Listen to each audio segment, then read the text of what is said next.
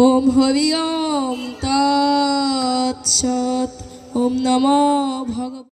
কক্সবাজার শহরে ঝাউতলা শ্রী শ্রী হরি মন্দিরে ধর্মীয় আলোচনা সভা, মহতী ধর্মসভা, গীতা প্রতিযোগিতা, শ্রীমদ্ ভাগবত পাঠ, কীর্তন, ধর্মীয় আলোচনা সভা অনুষ্ঠিত হয়েছে।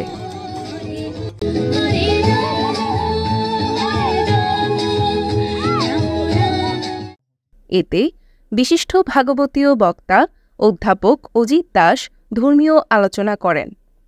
২৪ ফেব্রুয়ারি অনুষ্ঠিত সভায় প্রধান অতিথির বক্তব্য রাখেন জেলা পূজা উদযাপন পরিষদের ভারপ্রাপ্ত সভাপতি উদয় শঙ্কর পাল মিঠু, জেলা পূজা উদযাপন পরিষদের ভারপ্রাপ্ত সাধারণ সম্পাদক সাংবাদিক দীপক শর্মা দীপু, পৌর পূজা উদযাপন পরিষদের সাধারণ সম্পাদক জনি ধর, স্থানীয় সমাজসেবক আহমদ হোসেন গুড়ামিয়া, আসাদুল হক।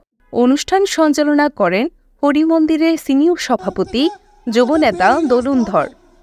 এ সময় বক্তারা বলেন, সব ধর্মে সত্য নিহিত আছে, সব ধর্মে শান্তির কথা বলা হয়েছে, ভালো মন্দের কথা ব্যাখ্যা করা হয়েছে এবং সেখান থেকেই ভালোটাই গ্রহণ করার কথা বলা হয়েছে। তাই ধর্মীয় আদর্শে ও ধর্মচর্চায় সবাইকে গড়ে তুলতে হবে।